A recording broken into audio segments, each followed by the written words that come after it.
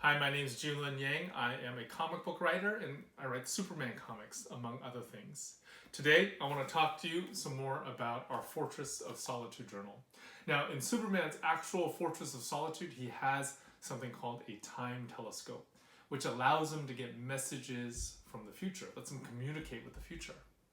We don't have a time telescope, but our Fortress of Solitude Journal also allows us to communicate with the future. Someday, future you can read what now you wrote in your journal. For today, I'd like us to write about this. This is our writing prompt. What did you accomplish today? Now, for me to answer this question properly, I really have to think through my day. So today, I woke up maybe at around 7 o'clock. I ate breakfast. I brushed my teeth before I ate breakfast. I did some drawing. I did some exercise. I did some dishes. I think instead of organizing all of this in a paragraph, today I'm going to write it down as a schedule. Let me show you how to do that. We're paying special attention to time, so I'm going to start by writing the date up here. This is my schedule, so that's what I'm going to write here. Then I'm going to write times on the left and activities on the right. My day started at 7 a.m. That's when I woke up.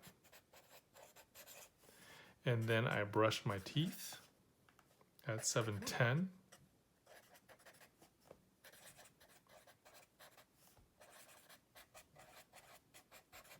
And then I ate breakfast at 7:20.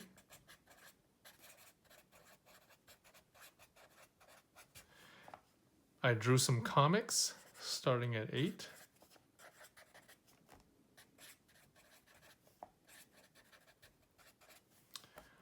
Did some dishes.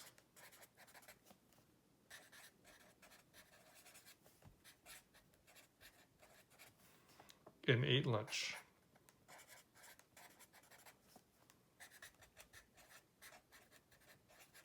Of all these things, I probably feel most accomplished about what I did here when I drew comics.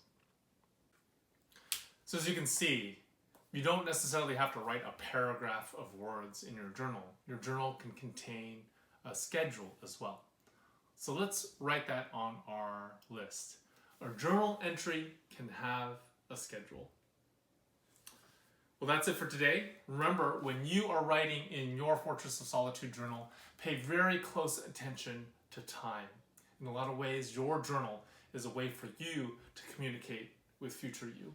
It's a way for you to tell future you what it was like to live today. I'll see you next time.